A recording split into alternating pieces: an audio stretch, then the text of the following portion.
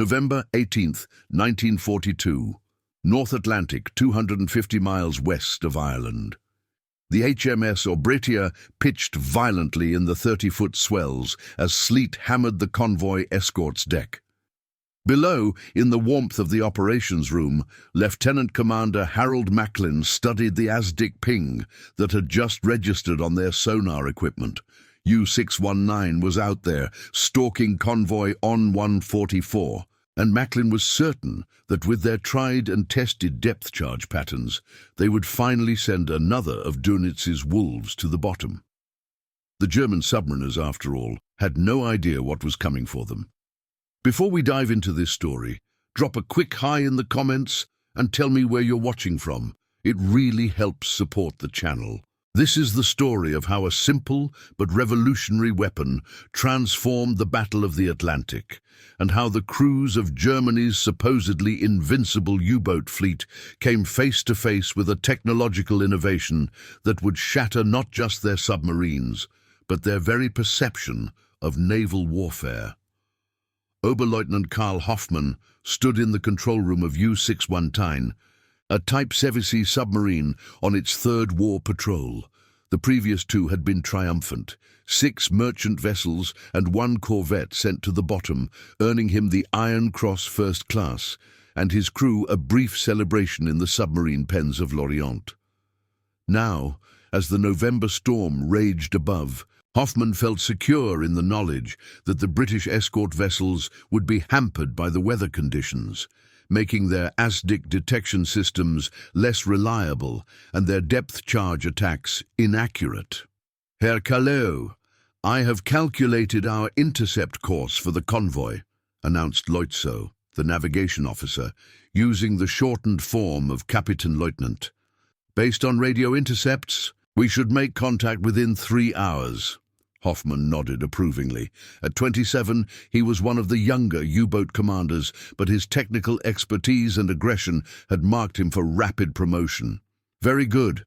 Maintain depth at 150 meters and reduce speed to 4 knots. We will preserve battery power until we are in attack position. Across the dark waters, aboard HMS Britannia, sonar operator 3rd class, James Willoughby, adjusted his headphones. At just 19, the lad from Cornwall had already seen more combat than most men twice his age. He joined the Royal Navy in early 1940, shortly after his 17th birthday, lying about his age to get into the fight after his older brother's merchant vessel was torpedoed in the early days of the war. Contact bearing 047, range approximately 1,200 yards, sir, Willoughby reported, his trained ear distinguishing the metallic echo of a submarine hull from the ambient ocean noise. Lieutenant Commander Macklin leaned over the plotting table. Maintain contact, Willoughby. Commander Richards, prepare the new Hedgehog for deployment. Commander David Richards nodded gravely. The Hedgehog anti-submarine mortar had only been installed on the Britannia 2 weeks prior, and this would be their first opportunity to use it in combat. Unlike traditional depth charges that were rolled off the stern, forcing a ship to pass over a submarine before attacking, thereby losing sonar contact, the Hedgehog fired 24 small mortar bombs ahead of the ship. The projectiles would only explode if they struck a solid object. A clean miss meant no explosion, allowing the sonar operator to maintain contact. Sir, are we certain about deploying the Hedgehog? Asked Lieutenant Peterson, the ship's second-in-command. The crew has limited training with the system, and in these sea conditions. The Admiralty didn't install this weapon for us to ignore it when we have a confirmed contact, Macklin replied firmly. Conventional depth charges have a success rate of less than 10%. We need better results. And the statistics supported Macklin's decision.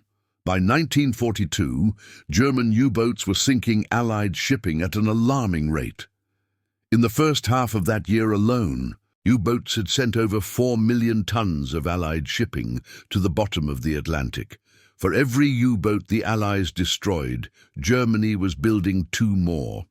The existing depth charge tactics simply weren't effective enough. The HMS Obritia's bridge crew braced themselves against the rail as the ship changed course to bring her bow facing the submarine contact. The Hedgehog, mounting on the foredeck, looked almost primitive. A simple metal frame supporting 24 spigot mortars arranged in 4 rows of 6.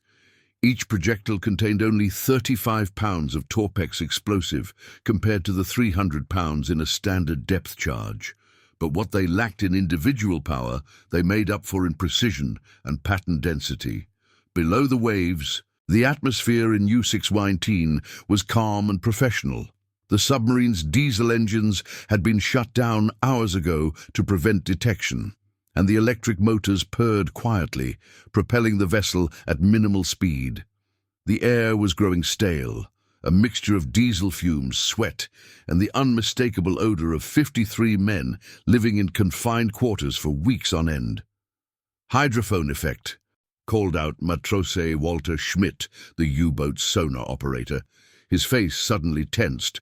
"Propeller noises approaching, bearing 225, single vessel, escort class." Hoffman moved quickly to Schmidt's station. "Is it closing?" "Ja, Herr Kaleo. Speed increasing, I think. I think they've detected us." Hoffman's training kicked in immediately. "Alarm! Crash dive to 250 meters. Flood! Negative tanks!" The order echoed through the pressure hull as the crew sprang into action. "Reaching maximum operational depth, Herr Kalou," reported Chief Engineer Gerhard Müller, his voice steady despite the danger. "Hull integrity holding." The Type Sevusi U-boat had a rated crush depth of approximately 280 meters, but Hoffman knew that pushing closer to that limit increased the risk of hull failure. Still, deeper meant safer from depth charges, which typically detonated at preset depths. "They're directly above us now," Schmidt reported, his ear pressed to the hydrophone. "Engine noise decreasing. They're slowing." The men of U-619 braced themselves for the familiar pattern. The escort vessel would pass overhead, then drop a pattern of depth charges behind them. It was a dance they'd performed before. The standard procedure was to change course after the initial attack, as the escorts would lose sonar contact during their own depth charge explosions.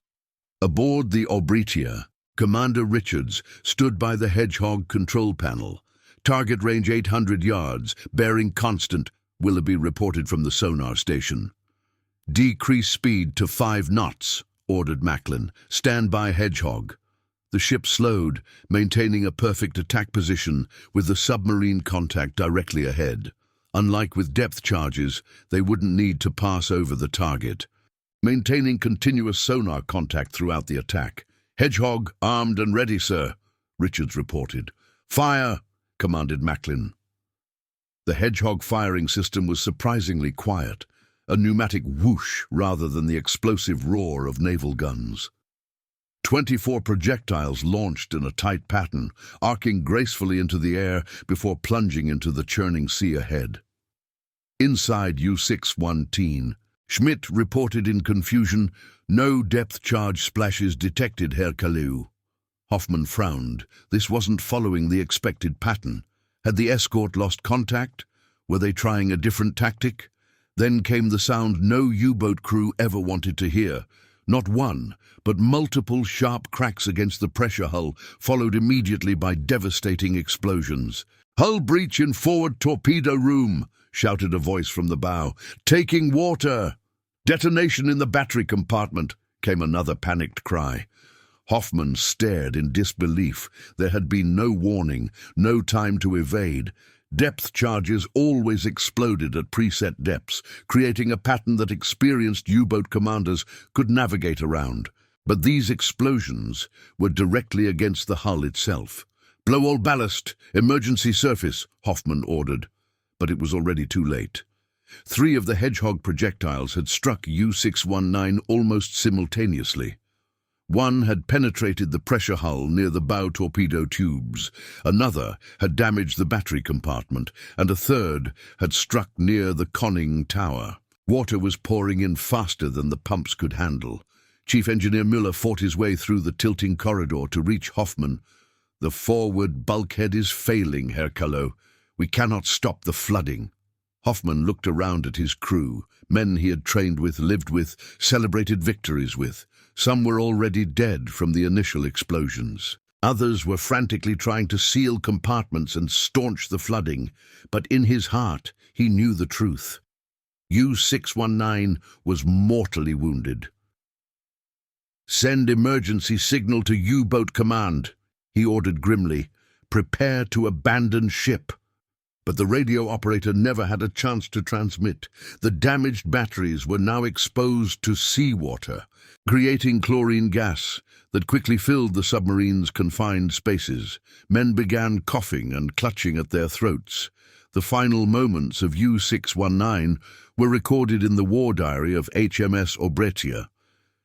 At 1942 hours, on November 18, 1942, following a successful Hedgehog attack, debris and oil slick were observed at the attack coordinates.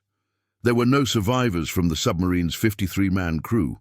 What had happened to U-619 would soon be repeated across the Atlantic, as more escort vessels were equipped with the revolutionary Hedgehog system. The weapon represented a fundamental shift in anti-submarine warfare, from probability to precision. The traditional depth charge attack method relied on dropping explosive barrels in a pattern behind the attacking ship. By the time the depth charges reached attack depth, the submarine had often moved from its last known position. Statistics from early 1942 showed that it took an average of 288 depth charges to sink a single U-boat. The Hedgehog, by contrast, allowed the attacking vessel to maintain sonar contact throughout the engagement. By mid-1943, statistical analysis showed that Hedgehog-equipped escorts were achieving kill rates of almost 25% per attack series, a five-fold improvement over depth charge attacks. Korvettenkapitan Werner Hartenstein, commander of U-156 and a Knight's Cross recipient with over 20 ships sunk to his credit, first encountered the Hedgehog in January 1943 while operating in the Caribbean. Unlike Hoffmann, Hartenstein survived to report the experience. "The attack came without warning," Hartenstein wrote in his after-action report to Admiral Dönitz's staff. "There was no pattern of depth charge explosions to navigate away from. The first indication of attack was the sound of metal striking the hull, followed immediately by explosions. We were fortunate that only one projectile struck us, causing damage to the external ballast tanks, but not breaching the pressure hull." Hartenstein's experience quickly circulated among the U-boat command.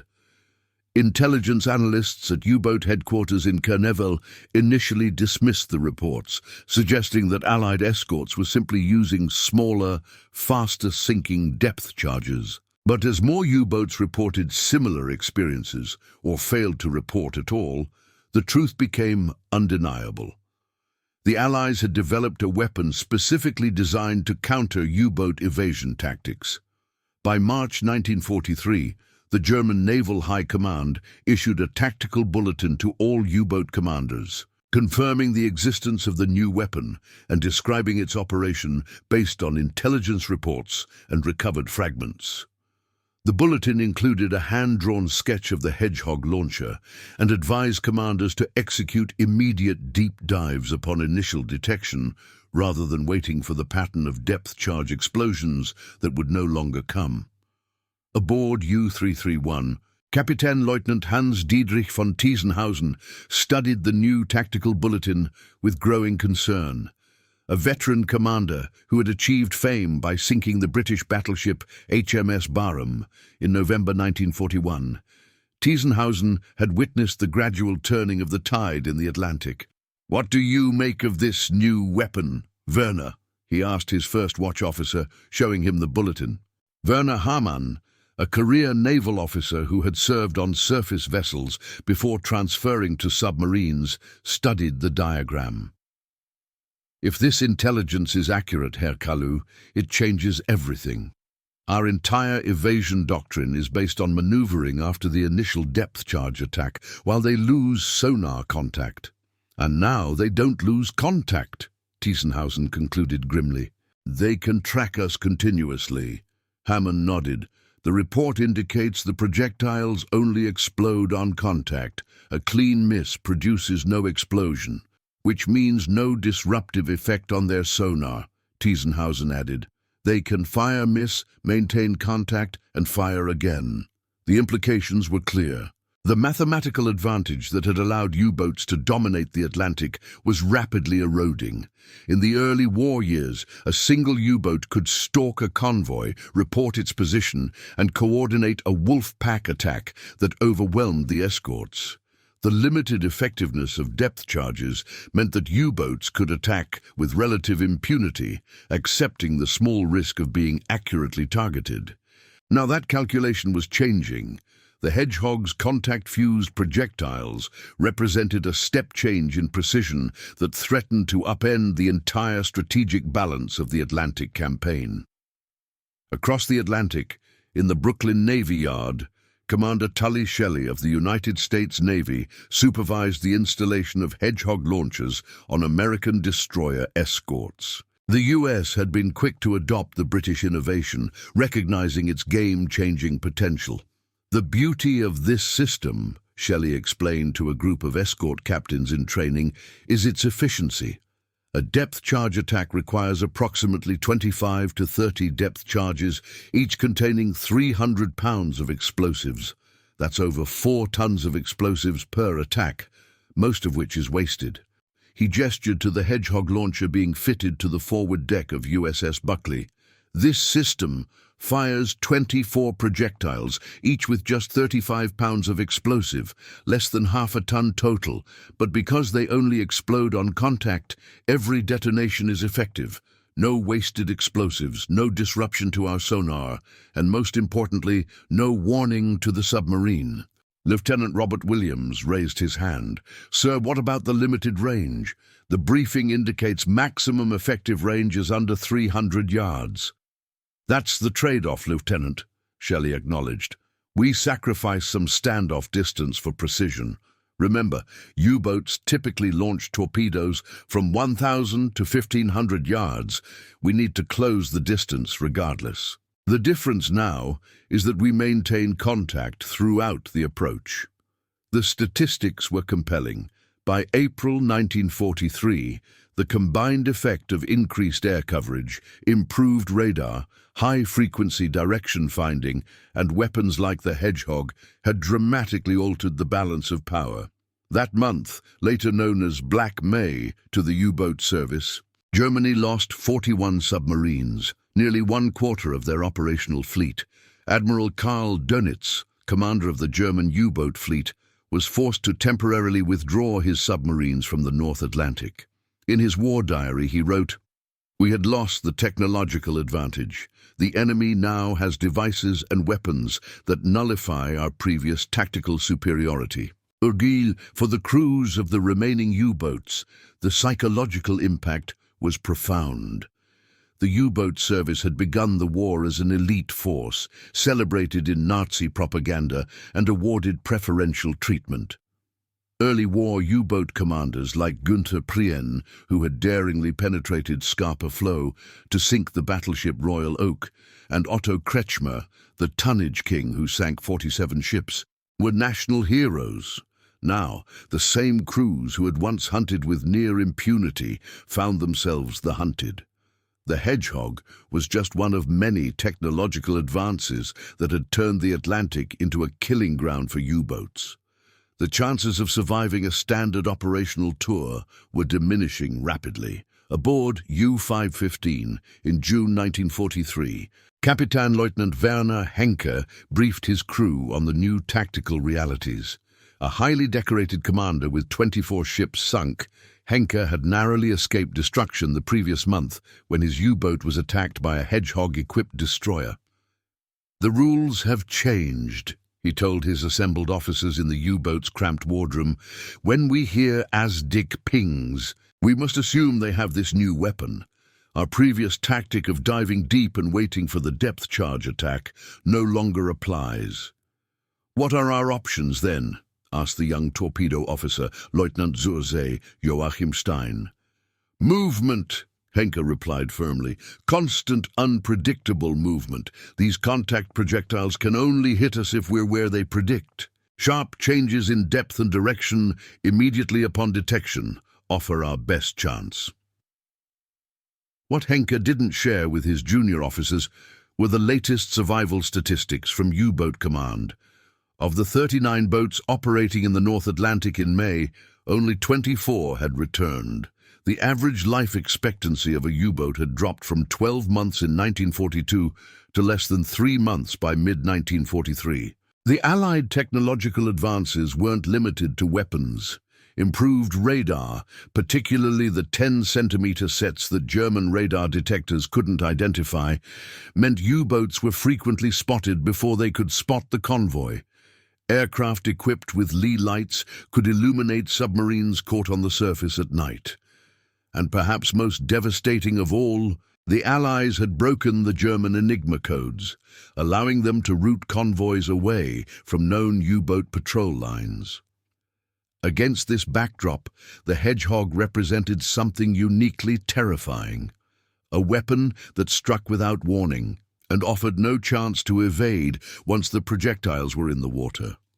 On August 24, 1943, U-185, under the command of Captain Lieutenant August Maus, was patrolling south of the Azores when it was detected by the USS Core, an escort carrier. After sustained aerial attack, the damaged U-boat was forced to surface, only to face the destroyer escort USS Barker, equipped with both Hedgehog and conventional depth charges. Maus later described the experience in his debriefing, after being rescued along with 35 of his crew. We had no warning. The first explosion was directly against the hull near the control room. The pressure wave ruptured pipes and damaged control systems. 2 more explosions followed immediately. Water was entering from multiple breaches. We had no choice but to surface and abandon ship. By late 1943, the numbers told the grim story. Hedgehog-equipped escorts were achieving a kill rate of approximately 25% per attack series, compared to just 7% for conventional depth charge attacks. A U-boat detected by a Hedgehog-equipped escort had only a 75% chance of surviving each attack. Given that escorts typically executed multiple attack runs, the cumulative probability of survival diminished rapidly. For the men who served in the U-boat fleet, these weren't just statistics. They were life and death calculations. The psychological burden of knowing that detection likely meant destruction took a heavy toll. Matros Wilhelm Braun served aboard U-402 until it was sunk by Hedgehog attack in October 1943. One of only 4 survivors from a crew of 51, Braun spent 7 hours in the frigid Atlantic before being rescued by the HMS Bentley, the same ship that had sunk his U-boat. The British sailors treated us with unexpected kindness, Braun later wrote in a letter to his family. They gave us dry clothes, hot food, and medical attention. Our ships had been trying to sink each other hours earlier, yet now they cared for us as fellow sailors. This experience was repeated many times across the Atlantic. As Allied crews became more confident in their technological superiority, they could afford the humanitarian gesture of rescuing the crews of the U-boats they sank. The psychological impact of this treatment was profound. German propaganda had portrayed the British and Americans as barbaric enemies who would mistreat prisoners. The reality of humane treatment further undermined the ideological certainties that many U-boat crewmen had carried with them. Aboard the Hedgehog-equipped USS Frost in February 1944, sonar operator First Class Thomas Jenkins tracked a contact that would later be identified as U-850. As the destroyer escort moved into attack position, Jenkins maintained a steady stream of range and bearing reports. Contact holding steady at 250 yards, bearing 040, he reported. speed estimated at 3 knots, depth approximately 150 feet. Lieutenant Commander Everett Steinmetz, the ship's commanding officer, ordered the Hedgehog attack. The distinctive pneumatic firing sequence sent 24 projectiles arcing into the air. Seconds later, 3 distinct underwater explosions were heard. 3 hits, exclaimed Lieutenant Richard Harrison, the weapons officer. The bridge crew exchanged tense glances. 3 direct hits with Hedgehog projectiles was often enough to critically damage a U-boat. As debris and oil began bubbling to the surface, Steinmetz ordered the ship to the area where the U-boat was presumed sunk. "Prepare to receive survivors," he ordered, a standard protocol by this stage of the war. 17 men from U-850 were pulled from the water that day. Among them was Oberleutnant Hans Fischer, the submarine's executive officer. "We never heard you coming," Fischer told his American captors through an interpreter. "One moment we were proceeding normally. The next, the hull was breached in 3 places simultaneously. There was no warning, no time to react. Half the crew was killed by the initial explosions." The technical specifications of the Hedgehog system help explain its devastating effectiveness. Each projectile weighed 65 pounds, with 35 pounds of Torpex high explosive in the warhead, more powerful than TNT. The contact fuse meant that explosions occurred directly against the submarine's hull, rather than at a preset depth. While individual Hedgehog projectiles contained less explosive than a depth charge, their precision made them far more lethal. A depth charge exploding 20 feet from a submarine might rock the vessel but cause no critical damage. A Hedgehog projectile exploding directly against the pressure hull would almost certainly cause a breach. By 1944, improved versions of the Hedgehog were entering service. The Squid, a development of the same concept, fired larger projectiles with depth-sensing fuses that could be set to explode at, above, or below a submarine. The Squid's 3 mortars fired in sequence, creating a triangular pattern around the target. For the remaining U-boat crews, these developments represented a nearly insurmountable challenge. The technological advantages that had made the early U-boat campaign so successful, stealth, tactical flexibility, and the ability to strike without warning, had been not just neutralized but reversed. Now it was the escorts that could attack without warning, while submarines found themselves increasingly constrained in their ability to maneuver. The statistical reality was stark. In May 1943, Allied forces sank 41 U-boats while losing 50 merchant ships, a ratio that made the U-boat campaign unsustainable. By 1944, that ratio had worsened dramatically for Germany. In March 1944, 24 U-boats were sunk, while only 14 Allied ships were lost, the first time in the war that U-boat losses exceeded the number of ships they sank. As the war entered its final year, the U-boat service faced a grim reality. Of the approximately 40 Zollsausen men who served in U-boats during the war, over 28 Zollsausen would perish, a casualty rate of 70%, higher than any other branch of the German military. The once elite service had become, in the words of one survivor, a suicide mission. The psychological transformation among U-boat crews was profound. Early war veterans who had survived to 1944 described a fundamental shift in attitude. What had once been an offensive force, setting the tempo of the battle, had become a defensive one, simply trying to survive increasingly effective Allied countermeasures. Oberleutnant Karl Schmidt, who served aboard U-667 until its sinking in August 1944, described the change. In 1942, we hunted convoys with confidence, knowing our chances of success were high and our risk relatively low. By 1944, each patrol was a test of nerves. The question wasn't whether we would find targets, but whether we would survive long enough to return to port. The statistics tell the story of this transformation. In 1942, each U-boat sank an average of 20 tons of shipping per patrol. By early 1944, that figure had dropped to less than 5 tons. Meanwhile, the average life expectancy of a U-boat had declined from 12 patrols in 1940 to less than 2 patrols by 1944. The final chapter of the U-boat war saw a desperate attempt to regain technological parity through innovation.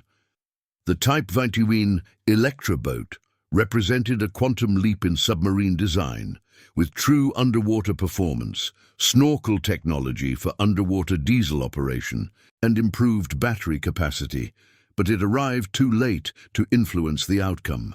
By May 1945, Admiral Dönitz ordered all remaining U-boats to surface, display black flags, and surrender to Allied forces.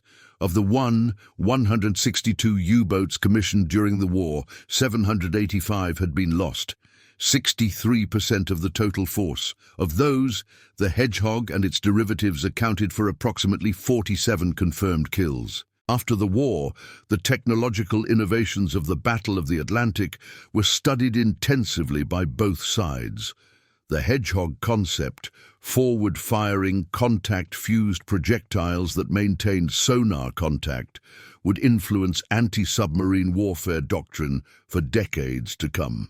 For the surviving U-boat veterans, the psychological impact lingered long after the physical conflict ended. Many described the same pattern. Initial confidence, based on technological superiority, followed by growing unease as Allied countermeasures improved, culminating in the grim realization that they were facing nearly insurmountable odds.